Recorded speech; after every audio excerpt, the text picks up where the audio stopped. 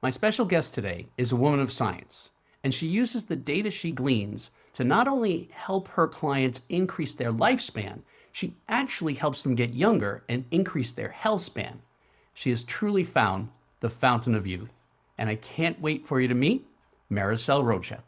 Welcome to the Summiteers podcast, a show for peak performers who are seeking success and fulfillment in all the most important areas of their lives. Each week, we explore what it really takes to create a life that you truly love in every way.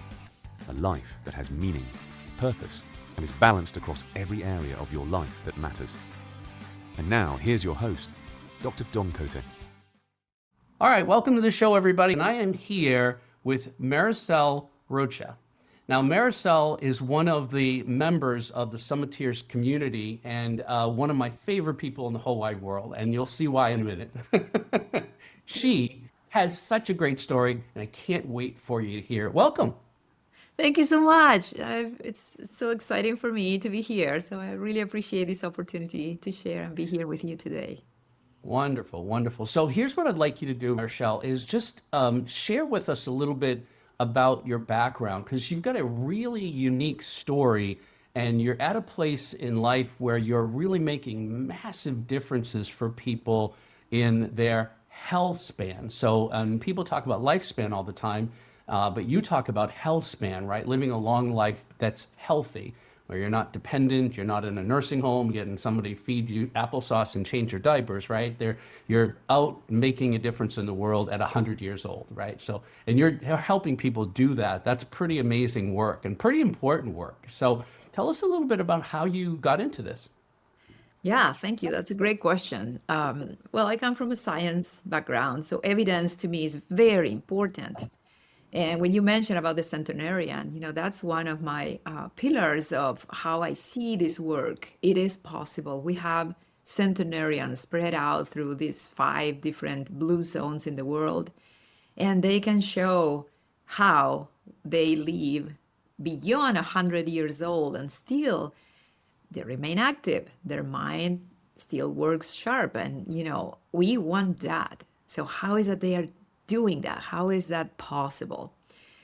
And that, brings my story. It's in the search of answers. Since the beginning, I had a personal story with cancer, one of my cousins, that we were raised like brothers and sisters. And he had pancreatic cancer when he was only 18 years old. And for me, back then I was older. I was already studying at the University of Rosario in Argentina. And I was working with my thesis back then was with a group of scientists doing liver transplantation. So I wanted to find the answers. I wanted to understand what caused cancer and other chronic diseases. And long story short, the whole journey took me to different opportunities to learn. And although at the end I don't know how to heal or cure, I don't know the cure of cancer, but I know how to prevent it. And that's why Healthspan to me is the core of what I do, because I help people extend the time that they are still not diagnosed with any chronic disease. So what we can do for people so that they remain healthy, in optimal health. I'm not just saying surviving, I'm saying thriving in good quality of health for life. So quality of life, or what is it? Quality of life, QOL. I've started to see just recently. I had never sort of heard it as a term before, and now I'm seeing it a lot. So quality of life is what you help people have for longer periods of time than normal, than the average American, let's say. And you do it from a science-based perspective, which there's so many people claiming to be gurus out there, and they're just really regurgitating, take this supplement and take that supplement, and you should walk more. You do it in a totally different fashion. Can you tell us a little bit about your methodology? Yes, thank you. So to me, it's like layers. Like, people come to me and say, well, what do you think about infrared light or stem cells or any biohacking that is kind of trendy, right? And then people come to me and ask me, it's like, well, to me, the progress, the journey to extension of health span or longevity goes in layers. So you have to have the foundation first. Like when you have in our education system, you go to kindergarten, well, you go to preschool, and then kindergarten, and then elementary school, and then high school and beyond. In longevity is the same thing. Like I cannot introduce you to stem cells if your sleep is not optimal yet, right? It's like the biohacking world is for people who are at the university in longevity. You know what I mean? It's like, let's go back first and fix everything that is foundational, like your sleep, your nutrition, your mindset, the environmental exposure, and your workout regimen. I mean, there are many, I covered this in my 7 pillars of age reversal that are really important. Once you optimize those areas, then you can go to the next level and explore new things that are trendy, right? But before you go there, you have to cover the fundamental pillars that sustain health. And one of the things you introduced me to, and I didn't even know it was a thing until you had told me about it, which is bioage, right? So this chronological age, we're born on a certain date, that means you're such an age, but biological age is different. Can you kind of explain the differences and how one would go about getting younger? Absolutely. Yes, thank you. That is a key question for understanding age reversal and exactly what that means. So we have two ages. We have the chronological age, which is the time alive in years, right? But then you have your biological age. And biological age refers to how your physiology is reflecting your aging. And that is a number that now we can use molecular tools to measure. So it's exciting that we live in a time that we can do this. Like 10 years ago, it wasn't available for people. Now it is. So I'll give you my personal example. I am chronologically 55, but my biological age is 45. So it's 10 years younger than my chronological age. So if, when I measure my functionality of my organs and everything inside my body, they would reflect. If people, let's say I die and people take a sample of my tissues and then they measure and say, oh, this person was about 45 years old, right? It's not going to reflect my real age. Why? Because I'm taking care of my car, right? It's like you have your car and it's model whatever. It's very different if you took care of your car and you did all the change of oil and maintenance over time. It's very different if you just use it and neglect it and didn't take care of it, right? So that biological age, that is a number that it could be younger, same or older, reflects better your health span. And when you have those statistics like, okay, people in this age group are more prone to blah, blah, blah. So the biological age is a better reflector than chronological age to understand the risk for chronic diseases. So let me ask you this question. You're 10 years younger biologically than you are chronologically. As a part of the population, how common is that? Like what percentile are you in 55-year-olds? I would say less than 20% of my chronological peers in age have this biological age. Because besides that, what we also measure is the pace of aging, which is how fast you're aging. And it comes with a number that goes, it's 1 if you age 12 months per year. It could be less than 1 if you age slower. And in my case, it's 0.7, which means that I age probably 8 months every year, and then I have the remaining of the year for free. And that is a third generation age clock that is now the standard. Like people measure that. And we even compete in something called Rejuvenation Olympics. And people, do different interventions to slow their aging and therefore reduce the biological age.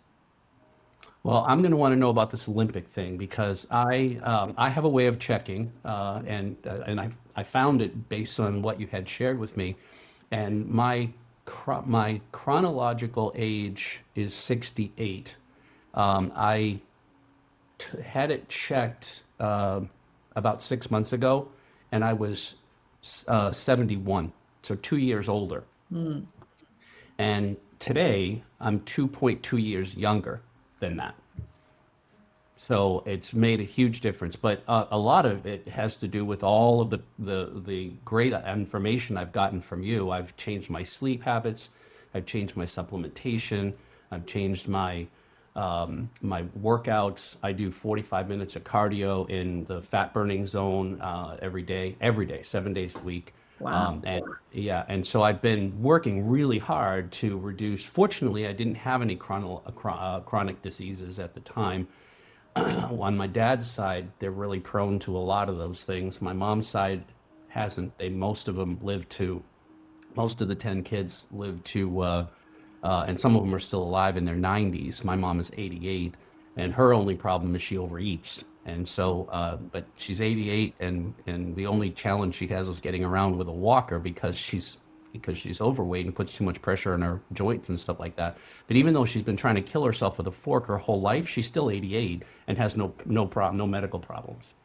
So I've got good genes to start off with. How much of a part do genes play, A or the lot. expression of It those? is very important. And that's part of my, the way I built up my practice is as I was learning from my own experience. Oh, this is important. Oh, this is crucial. Oh, this is, whatever I was finding as I was building my practice. One of the pillars is the functional genetic testing. What do I mean with functional? It's not the genetic test that I will say, oh, if you have that variation, that means that disease. No, I'm not talking about that kind of genetic testing. Mhm. Genomic or nutrigenomic testing actually gets at the root of how is your DNA blueprint and how can you adapt your lifestyle to support those genes so that they support your health, right? It's a more functional point of view and not just deterministic. So what I do is I partner up with a company that provides a genetic test, and I use that with my clients to understand what are the limitations. There are things like some people cannot do well with keto diet, and you don't know that until you test, right? Or some people do not have the enzymes to deal with detoxification for hormonal replacement therapy, for example, for menopausal women or perimenopausal women thinking. So what I do is let's go to the base, let's understand exactly how your body works, and then let's see what's a good decision for you, what is not, based on information and not just whoever told me that it works for her, it's going to work for me. We are finally at a point where we are personalizing things for people, health and interventions. So I'm super happy that I can help people with the genetic part because it's very fundamental. I start there. I mean, my approach starts with genetics and then it goes to epigenetics, which is what are the interventions in your lifestyle that regulate the expression of the genes that you have. So genetic only is not enough. Epigenetic only is not enough. But when you have both, you can actually understand how your physiology works and what are the Wow. signals, what are the prompts that you need to optimize your biology. Wow. That's a great place for us to take a commercial break. We're going to break here for a moment, and I'm going to tell everybody about the Summiteers community, which you are a member of, and then we'll come right back. Hey, everybody. I hope you're enjoying the show. I just wanted to take a moment to tell you about some free resources for peak performers like you, and how you can become a part of the Summiteers community, which is a community of peak performers just like you. Simply go to summiteersmedia.com and subscribe to the Summiteers newsletter. It's a free publication that comes out every Monday morning just in time for you to read with your first cup of coffee. In the newsletter, you'll find information you won't find anywhere else about how to succeed in every important area of your life. This is also where you'll find out more about the community. The link is below.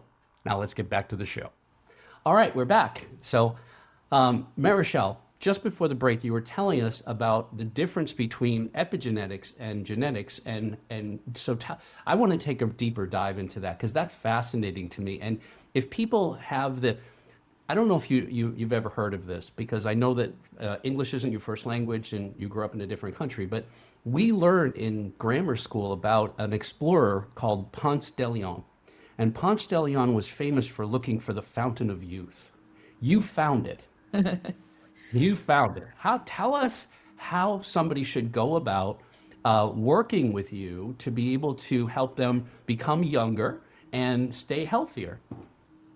Thank you for the question. Yes, I've seen in my practice the age reversal phenomenon, and I can tell you it's incredibly fulfilling when you see those results. People starting with biological ages that are older than their chronological age, and then 6 months later they retake the same test and they verify that they rejuvenated, 3 years, 5 years. It's like incredibly powerful, because that's how you know you're in the same direction, right? And well, I use one test, but I would say just stick to whatever test that you take to keep measuring. I've been consistently using the same one.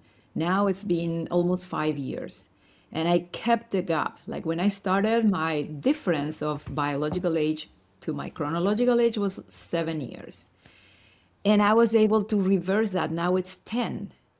So how did I do it? Well, I started using different interventions between one test and the following.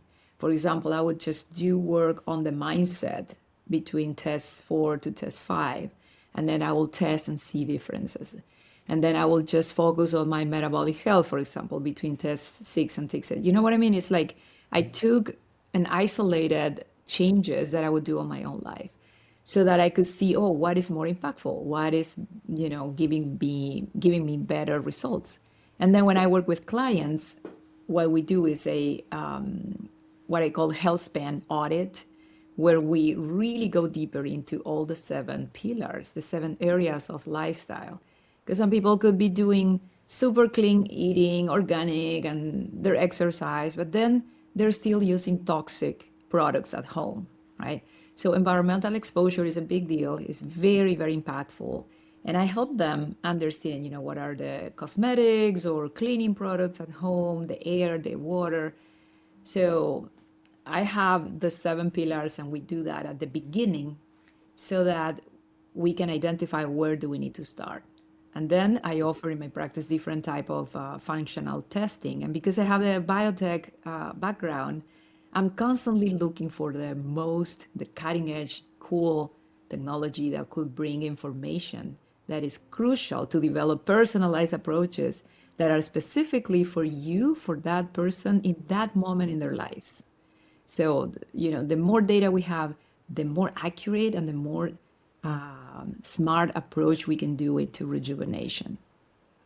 There's a handful of things, as we've talked about before, that regardless of your genetics, epigenetics, all that kind of stuff, you can start now making some changes. One of them, which again just found out recently, about the toxicity in our homes. And so one of the first things my wife and I did was so simple. We went in the cupboards and we took out all of the plasticware and we put it in a really big bag and threw it away. And we bought all glass. So everything we cook in, everything Pyrex. We've got a lot of Pyrex now. We use it to store things in the refrigerator.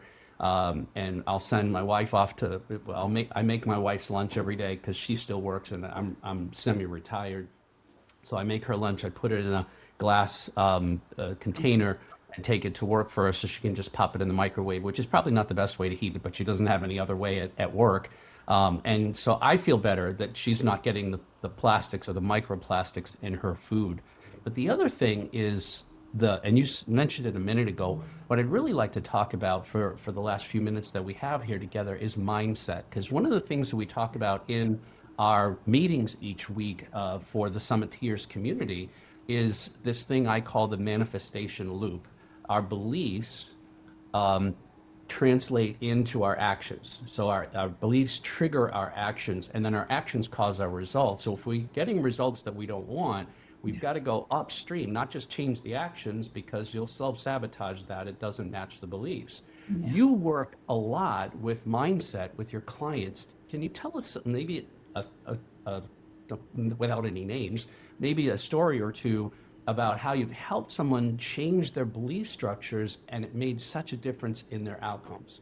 Oh my gosh, yes. Thank you for that question. What it used to be optional, now it's mandatory. In my practice now, everybody that comes to me, we work on the mindset because otherwise they're gonna self-sabotage. And after the whole program, they got the results, but then if they don't have a system to cope with self-sabotage, eventually they will gain the weight back. They will, the old bad habits will resume. So it's really important to bulletproof from the beginning from self-sabotage. And I use a program based on positive intelligence. I'm a certified coach in positive intelligence. And when it was my time to find for the solution, I explored, did my research, and I tried different things. And this is the most simple approach that I found, and that really works immediately. From day one that you practice, it comes with a lot of simple ways to cope with self-sabotage. And the thing is, it brings awareness on limiting beliefs that are being there. The person, it's like, it's really hard to see it without a mirror. So I'm the mirror, and I can help people identify those limiting beliefs that are blocking their way to achieve their goals, not just in health, but like in relationship, in performance. So it's really important to go through a mindset program so that each person has clarity on what is exactly on their way. And I can give you examples. Like I had a client who, just by doing my positive intelligence program, my mental fitness mindset program, he lost about 100 pounds in a year. Wow. We didn't even Wow. touch the health coaching part, but just fixing all the bad reasons that were behind, emotional eating in his case, then he was able to stop eating for the wrong reasons. Wow. And the consequence was losing that weight, right? So that's one example. Another example, I had another client who was also obese because there was something in the past that linked her linked movement with a situation risky or not, like she got a situation. So unconsciously, she thought that moving would not be safe for her. And those are patterns that we bring from when we were young. And whatever created a sense of safety when you are little, you basically bring that forever. And you live your life assuming that those things are like, rules or law. That's the way you work. But they're not. They were things that protected you. But you're now Yeah. an adult working with a operating system that worked for the toddler, right? So in this client, she was unconsciously depriving herself from movement because for her it was not safe. So once we got at the root of it and identified the limiting belief, now she was able to lose the weight. She's moving. She's enjoying life, and it's very important to do the inner work. The challenge with, as again we've talked about many times, the challenge with beliefs is they're in the subconscious, which is below the consciousness. And so we don't, it's like the software in your computer, it makes everything run, but you can't see it, right? And so how I've helped people to be able to, I'll call it surface the beliefs, because a belief is like a submarine that's below the surface and you can't see it. But you have to bring it to the surface to be able to look at it and then analyze it. And a belief is nothing more than a feeling of certainty about something based on some evidence. And the evidence may have been when you were a child and it no longer applies. But we keep living like it does.